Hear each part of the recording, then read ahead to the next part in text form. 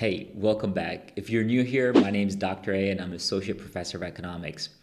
I work with students to help them navigate college and to also help them find careers that they love.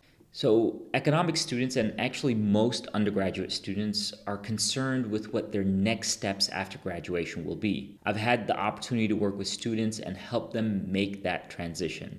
And I'll tell you this, I know how stressful that transition between college and the next phase in your life is. And if you're nearing graduation, you're probably being bombarded with questions from family members with good intentions and friends as well that are asking you, what are your next steps? And also, if you're starting in economics, you're probably wondering, what can I do with this major? If this sounds right, go ahead and give this video a like and stay tuned for how to navigate these times.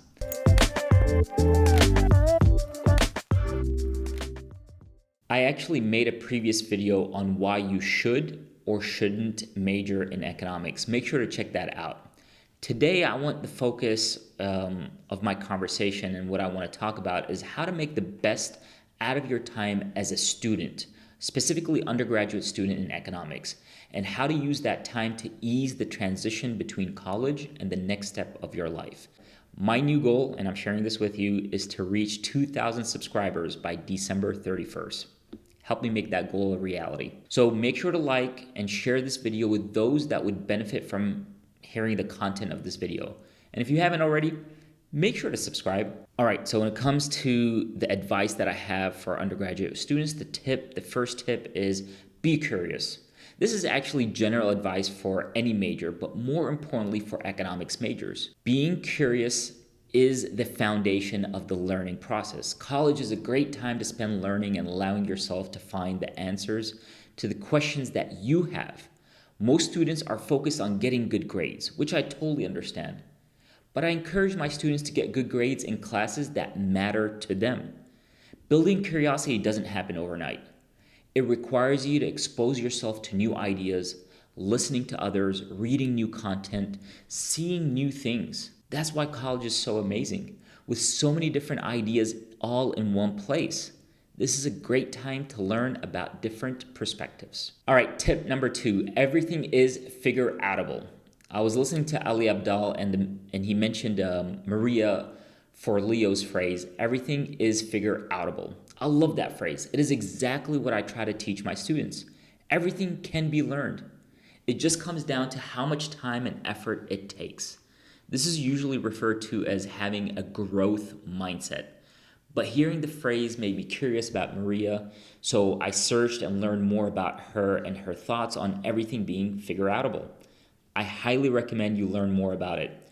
No matter how hard something is, have the confidence that you will actually figure it out. Tip number 3, get involved. Get involved on campus. It will allow you to learn more from others, meet others, and most importantly, build relationships. A perk of college is it gives you the opportunity to connect with people and build your network. The world is about how much you know and how many people are aware of what you know. So get involved. Your network will open up many doors and experiences for you. Tip number 4, develop experiential learning. The most important tip of them all is to work on real life projects. It will help you learn more about how your field of study tackles real life problems and what graduates of your major do for work. This is why Dr. Patel and I developed the Econ games. It's an opportunity for you to meet all 4 tips in one experience. The reality is that the pandemic changed the way we taught last year and continues to affect the way students interact with their college faculty and fellow students. Many students today are experiencing this feeling of being behind in their studies. They worry this will affect their ability to achieve their goals post-graduation. If you or your economics club are looking for a way to connect with an international network of economics majors, join the fall program of the Econ Games, which is a speaker series targeting economics students and helping them think about the opportunities ahead of them. The first speakers are going to be from the Federal Reserve Bank of Cleveland, and they will discuss how to get an RA position with the Fed, and this is based on their own experiences. I'm also really excited about the October speaker. Kendall Ruger is a graduate of economics program at the University of Louisville, where I went for undergrad, and she also completed her master's in business analytics. She is a senior data analyst at the Yum Brands and is also a statistics instructor at U of L. Our lineup for the fall is amazing and I'm so excited about it. In the spring, we plan on having our annual conference. We'll actually have an in-person version and an online version like we did last year. The goal is to help prepare students by getting them curious about economics, teaching them that everything is figure-outable, building their network by getting them involved, and helping them develop experiential learning. So if this sounds interesting to you, join our program at the link below and stay up to date with our news. This year, Emily Broyle, senior economics major at NKU, and Jenny Hauser from the EI district will be helping us build our content and resources on the website. If you want to contribute to the blog, please reach out. This is another way you can get involved. Become an Econ Games contributor.